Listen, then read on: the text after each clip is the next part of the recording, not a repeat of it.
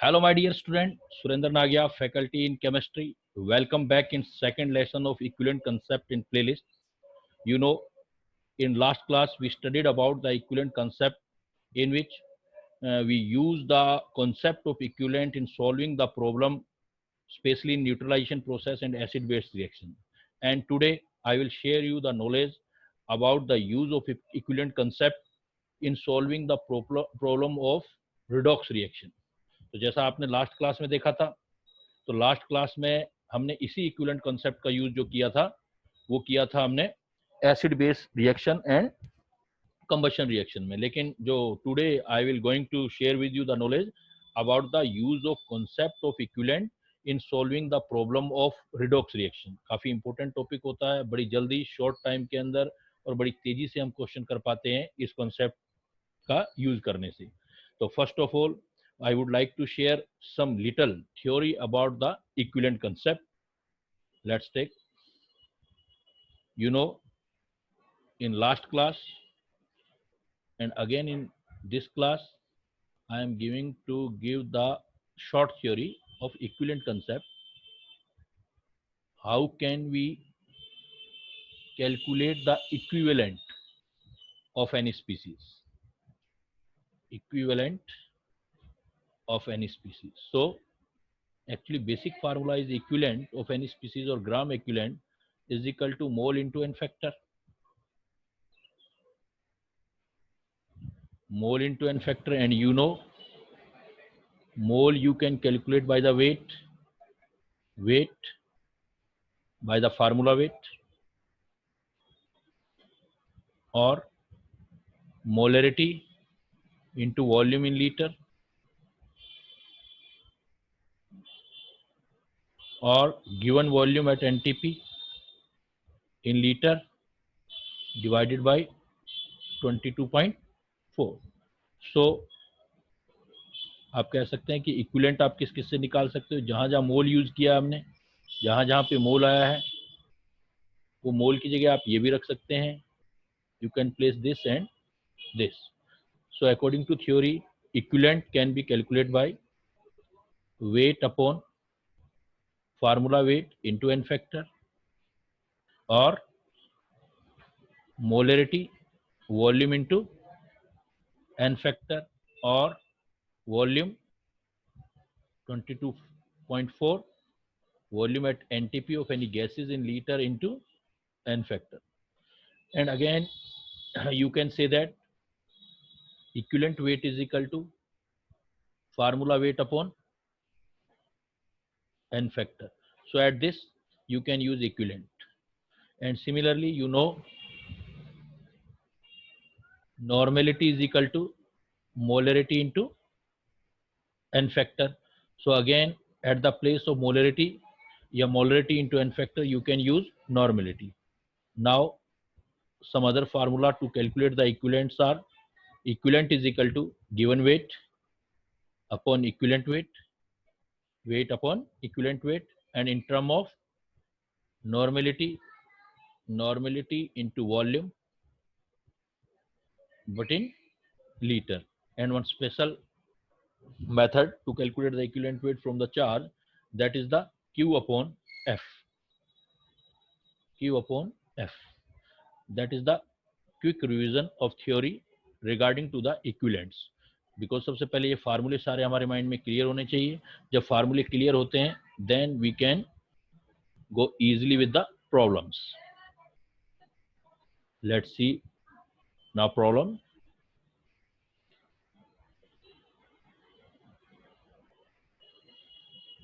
Suppose very first problem and very simple problem.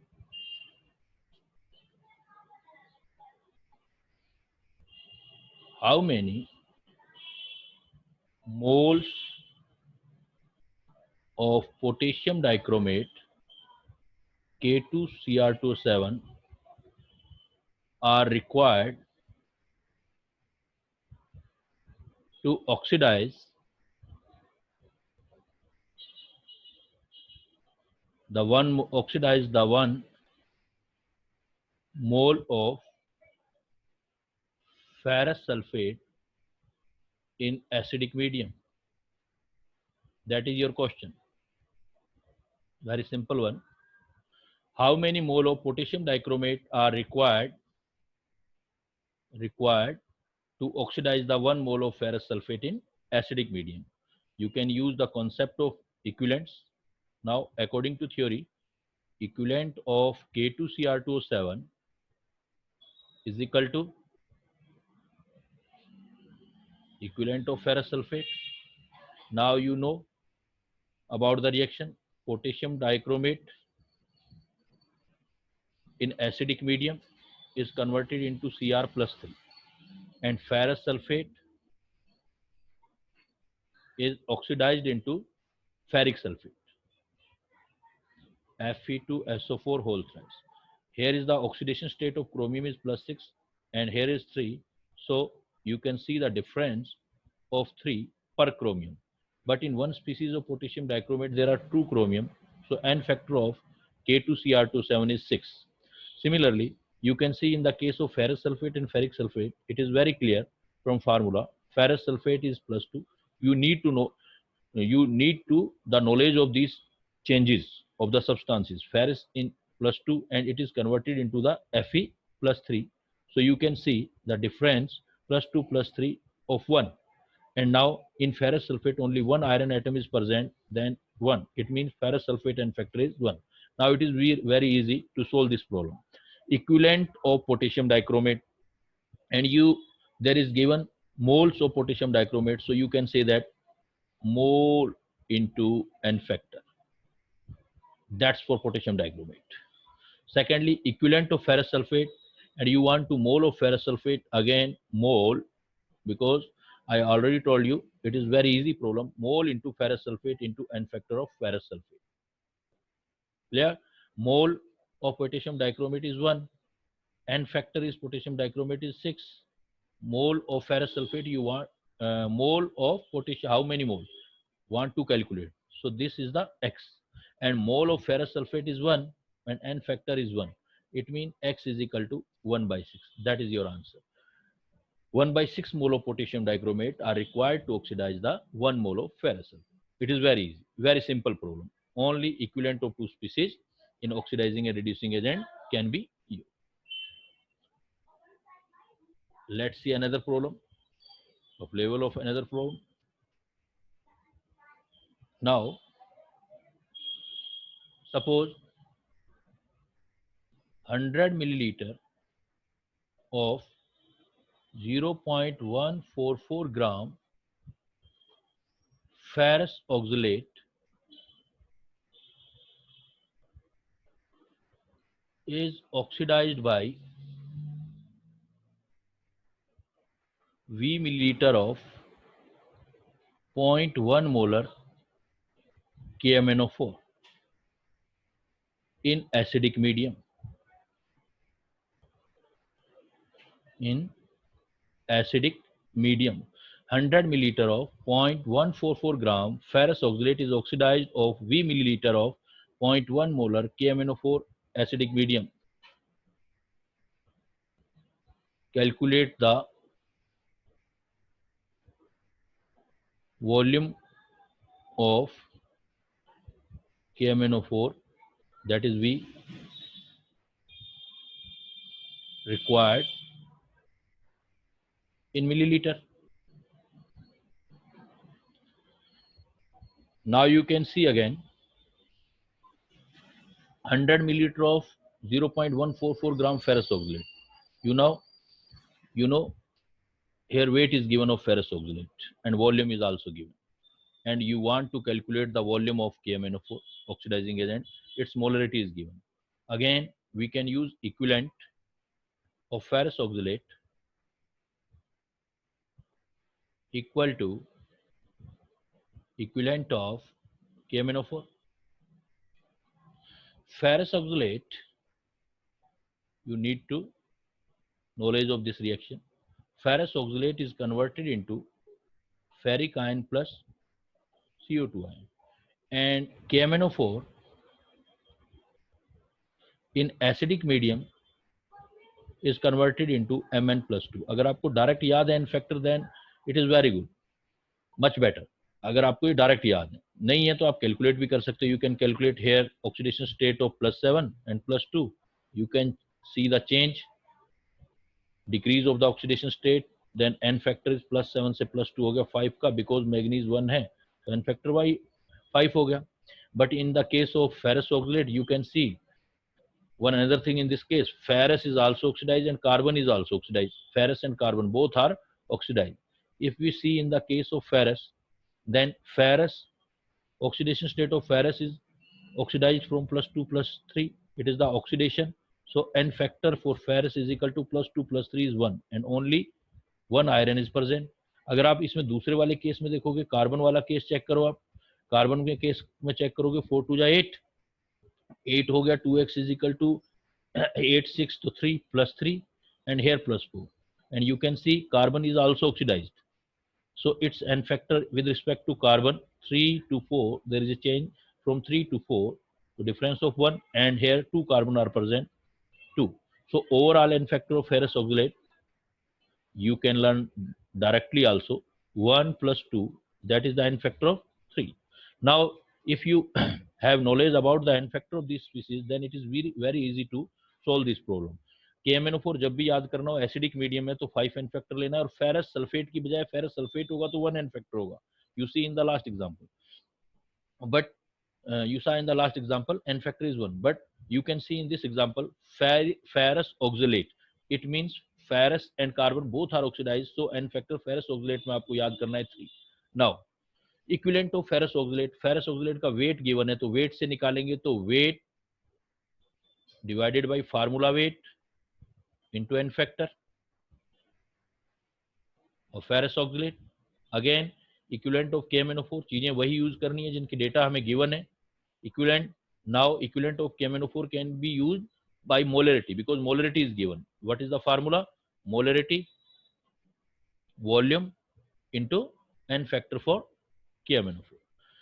What is the weight? 0.144. You can see the formula weight of ferrous oxalate FeC2O4. Iron का atomic weight 56 होता है, carbon का 12 24, oxygen का 64, then 52, iron का 56, carbon 12 24 oxalate, and ये हो गया आपका 64. तो फेरस ऑक्सीलेट 4 4 8 और 6 14, 6 11 11 12 to 40 144. जनरली डेटा इसी टाइप का होता है जो इजीली कैलकुलेट हो जाए, आपसे कैंसिल आउट हो जाए. N factor of ferrous oxalate is 1. And now molarity 0.1 molar, molarity is 0.1 molar, 0.1 molar. And volume you want to calculate, n factor is 5. It means ये आपका 1000 हो गया, ये आपका 10 हो गया,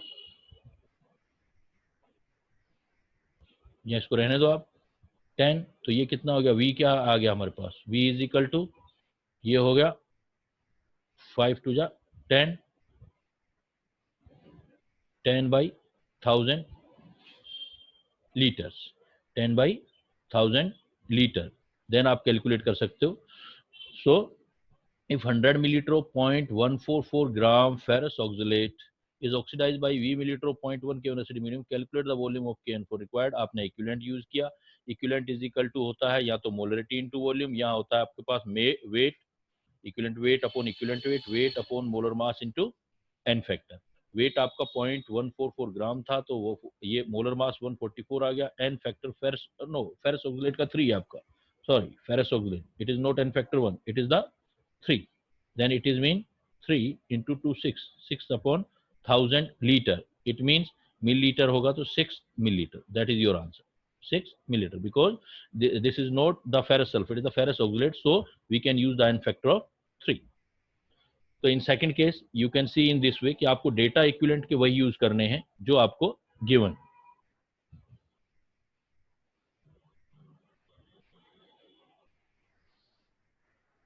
in next problem you can see, suppose following reaction is given.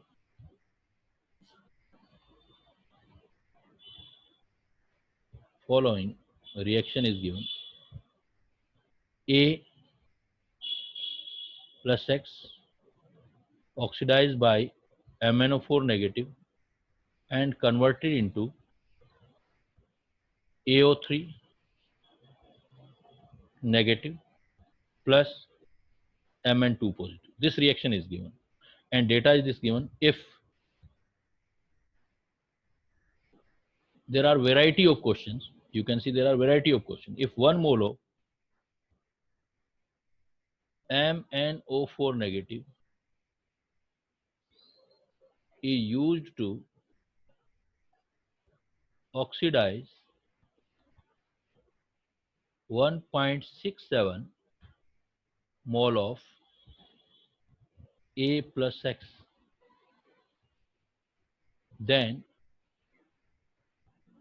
what is the volume of X? What is the volume of X? आपको X मतलब चार्ज निकालना है. ये स्पीसीज जो है यहाँ पर कितना चार्ज है. अब कैसे यूज करेंगे, देखो आप कैसे कर सकते हैं आप लोग.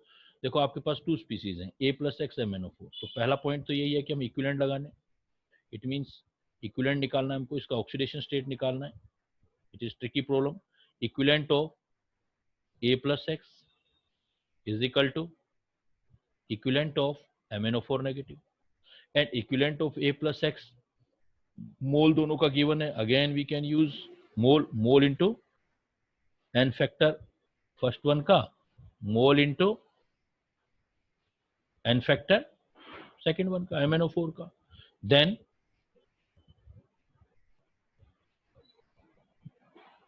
मोल of A plus X is equal to 1.67 into n factor we don't know. Mole of KMnO4 is given 1 and n factor, and one thing more, n factor of manganese you can calculate by this, Mn plus 7 and here plus 2. You can see n factor is 5, difference of 5, so we can use here 5. And you know 1/67, 1/6 value is equal to कितने का value होगा. अगर अपन देखें तो अगर हम निकालते हैं 1/67 तो 5/3, because if we use 5/3, 3 1 जा 3, 2 20 and 6 3 जा 18, 20, तो 1.6 is, तो this value is approximate. This depend upon your practice, कितना प्रैक्टिस करते हो. तो 1/6 हमारे पास आ गया 5/3. 5/3 होगा तो 1.6 होगा. Then this is the n factor, 1 into 5, 5 से 5 cancel. It means n factor आ गया 3. तो A का n फैक्टर 3 आ गया. Now you can see here, अब यहाँ का n फैक्टर तो यहाँ तक है and this is the oxidising agent, this is the reducing agent. तो रिड्यूसिंग एजेंट में जो होगा चार्ज आपका यहाँ पर ऑक्सीडाइज, इसको ऑक्सीडाइज किया है, this is the reducing agent. तो इसको ऑक्सीडाइज हुआ है तो चार्ज इंक्रीज हुआ है. तो यहाँ पर आप चार्ज निकाल लो. ये वाला चार्ज है x, here charge of A is x and here charge of is x. 3 negative है, ये 6 5. तो n फैक्टर जो होगा यहाँ पर कैलकुलेट करेंगे आप, तो n फैक्टर इसका डिफरेंस आएगा 5 minus x. So now what is the n factor of A plus x? 5 minus x. We know about the n factor 3 and here 5 minus x, it means x is equal to plus 2. It means oxidation state of this species is the plus 2. It is tricky question. तो पहले आपने n factor calculate कर लिया इस concept से. n factor से आपको difference पता लग गया. डिफरेंस में it should be kept in mind कि this either this is reduction और ऑक्सीडेशन. देन आप इस टाइप का प्रॉब्लम सोल्व कर सकते हो. तो देखो आप लेवल वाइज में आपका प्रॉब्लम इंक्रीज करता जा रहा हूँ और उससे आपका प्रॉब्लम का आइडिया होता जा रहा है किस किस तरीके की प्रॉब्लम हम जो है इस कॉन्सेप्ट से सोल्व कर सकते हैं.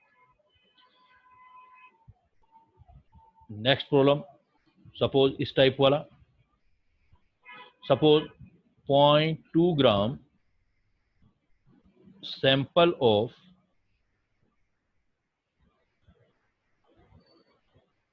H2O2, 0.2 gram sample of H2O2 is oxidized by 10 milliliter of 1 normal KMnO4 in acidic medium.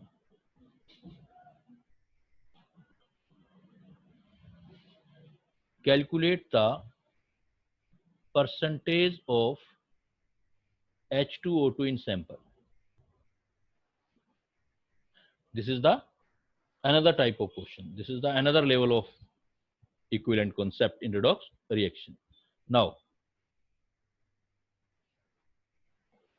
you can realize that that is the sample of 0.2 gram, and it contain H2O2. It means some other things as like impurity, and it is react with the KMnO4, and you know KMnO4 react with only H2O2 in acidic medium. In acidic medium, N factor of KMnO4 5 and H2O2 N factor is 2. If you have knowledge about the N factor of H2O2 and KMnO4, then it is very easy to you to solve this problem. तो बड़ा आसानी से आप इस problem को solve कर सकते हैं. कैसे सोल्व करेंगे आप? Now again we can use equivalent concept. Equivalent of H2O2 is equal to equivalent of KMnO4. Same concept is use. हमने एक परफॉर्मा तैयार कर लिया है और उस परफॉर्मे के अकॉर्डिंग सारे जो डेटा है उसको रखते जा रहे हैं. इक्विवेलेंट ऑफ H2O2 है. अब इक्विवेलेंट का हमें पहले क्या है, परसेंटेज निकालना है, तो पहले वेट चाहिए हमें. तो weight upon formula weight into n factor. And here equivalent of KMnO4 हमें गिवन है नॉर्मलिटी इनटू वॉल्यूम, तो डायरेक्ट पता है हमें normality into volume in litre. Then now put the value which are given. So here you can see weight of H2O2, we don't know. Molar mass is the 3234, N factor is 2, normality is given 1, and volume is given 10 milliliter. It means 10 raised to power minus 3, 17. Now you are able to calculate the weight of H2O2. 10, 70, 170 into 10 raised to power minus 3. It means this is the 1.7 gram. So you can see here in this sample, in the sample of H2O2, you have 0.17 gram H2O2. It means total mass of 0.2 gram of sample. So percentage of H2O2 is equal to weight of H2O2 into weight of sample into 100. So weight of H2O2 0.17 gram, weight of sample 0.20 gram into 100. Now you can calculate 25, 75 or 35, 85% H2O2 are present. These questions are based upon purity. तो आप even equivalent concept से देख सकते हैं कि आप purity भी निकाल सकते हैं. देन फर्दर कुछ और प्रॉब्लम देते हैं, कुछ और लेवल तक जाते हैं, फिर हम क्या करेंगे, आज के लेसन को नेक्स्ट लेसन से अटैच करने का भी ट्राई करते हैं. सपोज हमारे पास 3 mole of mixture of 3 mole of mixture of ferrous sulfate and ferric sulfate. 3 mole of mixture of ferrous sulfate and ferric sulfate, and 3 mole of mixture of ferrous sulfate and ferric sulfate is oxidized by, suppose कुछ amount ले लेते हैं, 100 millilitre of 2 molar KMnO4. Again different type का problem देखो. मैं यहाँ पर आपको सिंपल लेवल से हार्ड लेवल की तरफ ले जा रहा हूँ, और लेवल स्टेप टू स्टेप जो है इंक्रीज हो रहा है. कॉन्सेप्ट वही है बट उसके लेवल इंक्रीज हो रहे हैं. 3 mole of mixture of ferrous sulphate and ferric sulphate is oxidised by 100 millilitre of 2 molar KMnO4. Calculate the mole fraction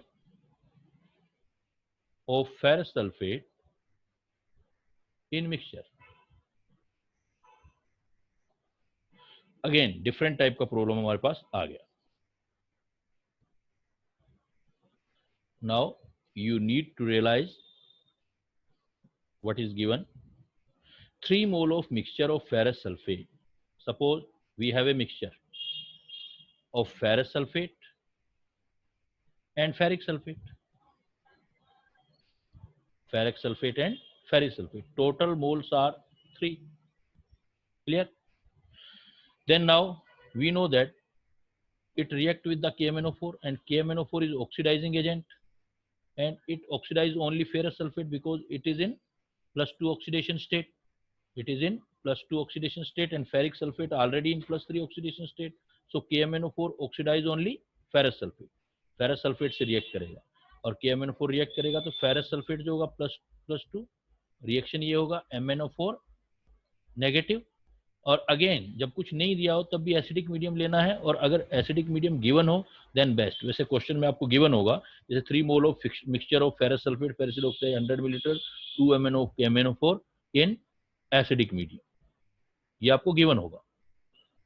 तो फेरस Mn एसिडिक मीडियम है तो फेरस जो आपका चेंज हो गया बेटा +3 में, और ये चेंज हो गया Mn+2। It means n factor of ferrous का 1 हो गया, एन फैक्टर ऑफ परमैंगनेट का 5 हो गया। Now use the concept of equivalent. Equivalent of ferrous ion is equal to equivalent of MnO4 negative ion. Equivalent of ferrous ion is equal to equivalent of Mn4 negative ion. And equivalent of ferrous ion, पहले हम इसका calculate करते हैं तो हमें इसका मोल नहीं पता, मोल निकाल लेते हैं। Mole into n factor first वाली स्पीसीज का। इधर का क्या है, मोलरिटी गिवन है KMnO4 का, तो molarity volume into n factor. तो मोल कैलकुलेट करना है, suppose x, n factor ferrous का 1, मोलरिटी गिवन है बेटा 2, वॉल्यूम है 100/1000 इंटू एन फैक्टर भी गिवन है हमें, इसका एन फैक्टर 5, तो ये आ गया x is equal to 1 mole. Now it is very easy to calculate the mole fraction. x आ गया 1 मोल, फेरस सल्फेट 1 मोल है, टोटल ये है mole fraction of ferrous sulfate is equal to number of mole of ferrous sulfate divided by total number of mole 1/3. Then mole fraction of ferrous sulfate is 1/3. That is the another beautiful question कि आप इससे mole fraction पे चलेंगे और बिल्कुल easy way में, even ये steps आपके हट जाएंगे सारे जब आपको इन पर अच्छी तरह से कमांड हो जाएगा, देन ये सारे स्टेप हट जाएंगे और डायरेक्ट एक ही स्टेप से आप इन प्रॉब्लम को सॉल्व कर सकते हैं। See some another example. Suppose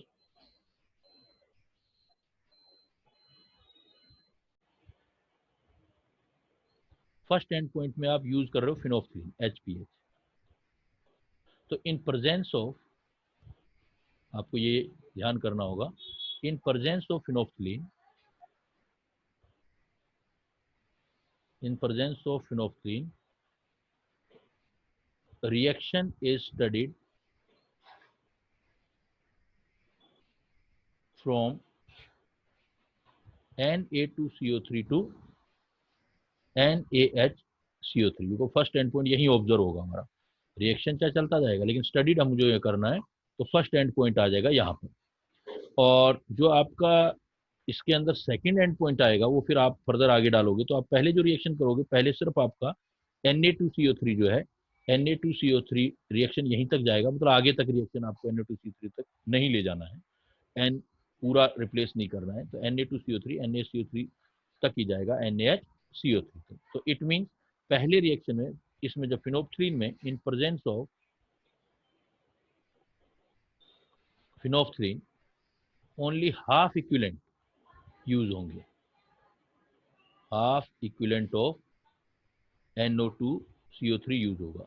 half equivalent of NO2CO3 react करेंगे इक्विवेलेंट ऑफ, जिससे भी रिएक्शन करवा रहे हो आप H2SO4 से, तो हाफ इक्विवेलेंट ऑफ, ये देखें अपने, half equivalent of Na2CO3 is equal to equivalent of H2SO4, data दे रखा है फर्स्ट में, molarity volume into n factor, then you can see half equivalent of Na2CO3 जो यूज हुए हैं,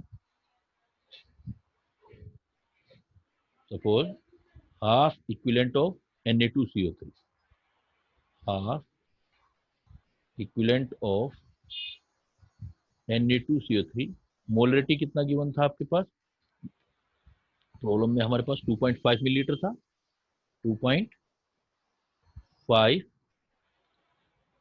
वॉल्यूम 2.5 मिलीलीटर था, जो मोलरिटी था 0.1 था, 0.1 2.5 इंटू 2, तो 5, तो हाफ इक्विलेंट जो आ गया आपका, इसका मतलब हाफ इक्विलेंट ऑफ Na2CO3 की वैल्यू जो आ जाएगी वो आपके पास 2.5 2.5 फर्स्ट पॉइंट। अब फर्दर जो आपने किया है, further in second end point for second end point, तो सेकंड एंड पॉइंट में you can see you are using methyl orange indicator, तो हाफ इसका आ जाएगा, इसमें जो ये यूज करेगा, ये जो remaining NaHCO3 of Na2CO3 and initial NaCO3 is studied। Second point में आप इसको स्टडी करेंगे, तो you can see the seriousness of situation of question. Remaining जो Na3 Na2CO3 और स्टडीड है, तो इसमें हाफ इक्विलेंट हो गए थे, तो अब क्या आएगा, हाफ इक्विलेंट जो रिमेनिंग बचा है हमारा, half equivalent of Na2CO3 plus equivalent of NaCO3 जो इनिशियल था, ये रिएक्ट करेगा फिर उसमें जो इक्विलेंट ऑफ H2SO4 यूज होगा उसके साथ, तो हाफ इक्विलेंट ऑफ Na2CO3 निकाल चुके हो आप पहले ही, 0.5, ये आ गया 0.5, प्लस आप इक्विलेंट ऑफ NaCO3 और निकाल लो, is equal to equivalent of H2SO4 given है, molarity into volume into n factor, तो मोलरिटी आपके पास कितना इस बार 0.2 है,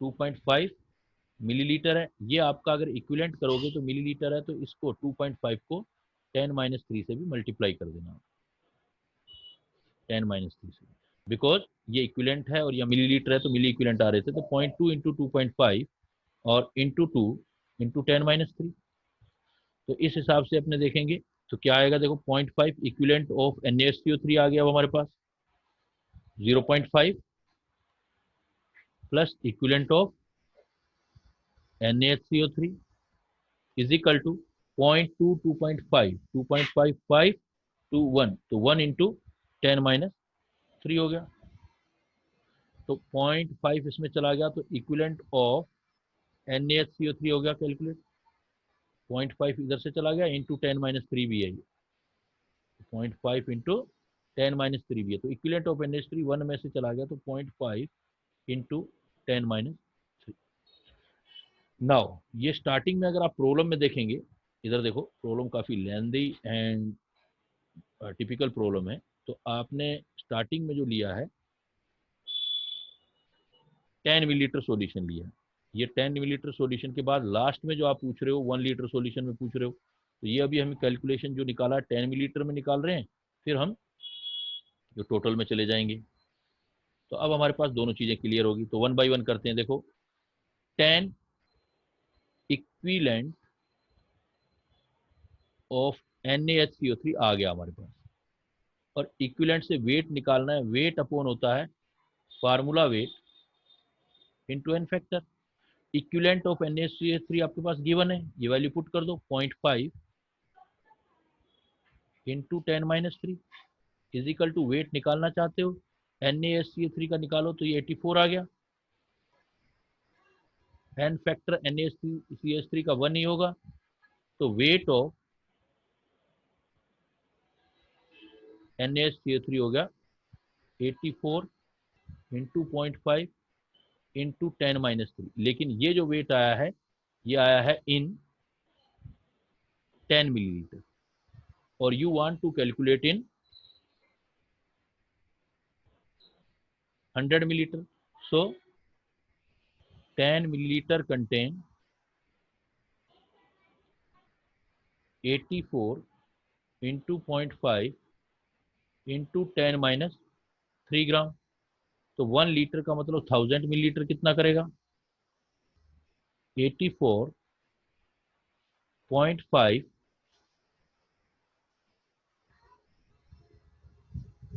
ये से कैंसिल हो गया, ये आपका ये चला गया 100, तो ये कितना हो गया आपका, मतलब ये चला जाए 5 to 10 20 10, ये 42, तो ये आपका 4.2 ग्राम आ गया. NaSCO3 का एक बार फार्मूला वेट चेक भी कर लो. NaSCO3 23 है, हाइड्रोजन का 1 है, कार्बन का 12 है, ये 48 है. 8 10 11 4 84, तो 4.2 ग्राम हो गया. ये तो आ गया इक्विवेलेंट ऑफ NaSCO3. सिमिलरली हमने क्या किया दूसरे वाला पार्ट, NaCO3 का अमाउंट हो गया, अभी निकाला था हमने since half equivalent of Na2CO3, वो भी 0.5 इंटू 10-3 आया था. तो इक्विवेलेंट ऑफ Na2CO3 इधर चला जाएगा 2, तो 1 इंटू 10-3, ये वापस कितने के अंदर था, अब इससे वेट निकाल लेते हैं. तो इक्विवेलेंट ऑफ Na2CO3 मतलब weight of Na2CO3, formula weight into n factor into आ जाएगा 1 इंटू 10-3. तो 1 इंटू 10-3 है, तो आप सोल्व कर सकते हैं ना इजीली. अब आपका सॉल्यूशन है बाकी. तो वेट ऑफ Na2CO3 का कितना होगा 106, एन फैक्टर कितना होता है 2 इंटू 1 इंटू 10-3 एन फैक्टर, तो ये हो गया 53. तो वेट ऑफ Na2CO3 आ गया आपका 53 इंटू 10-3. अगेन ये कितने में है, 10 मिलीलीटर में है, हमें किस में चाहिए 1000 में चाहिए, तो अगेन 100 से मल्टीप्लाई कर देंगे हम. सो 10 milliliter contain 53 into 10-3 Na2CO3. So 1000 milliliter contain 53 into 10-3 by 10 into 1000 cancel 5.3 gram. So dear student, you can see here the steps of questions and level of questions, and we can easily solve any type of question by using of equivalent concept very easily in short time, even each type of question, especially in the redox reaction. That is the end of our topic. Thank you very much to sticking us. I hope this is very useful to you. And again, make sure please do like, share and subscribe, and especially press the bell icon so that you are able to see the notification of my next lesson. At the end, I will share you, I will teach you in the last and third part of this lecture, third lecture of equivalent concept, which contain how can we solve the problem, especially in the electrochemistry with the help of equivalent concept. I do believe you will really excite with this things ki how can we use the concept of equivalent to solving the problem of electrochemistry. आपने पहले neutralisation में देखा, अब इसमें देखा, अब आप electrochemistry में ये देखेंगे. ये हम नेक्स्ट क्लास में मैं आपसे डिस्कस करूंगा. एंड जो एक चीज और, one thing more I would like to share you कि if you have any doubt and any want to learn any question, want to learn any topic, then can ask me comment box. Thank you very much. See you very soon for next lesson. Bye bye till then next class. Thank you.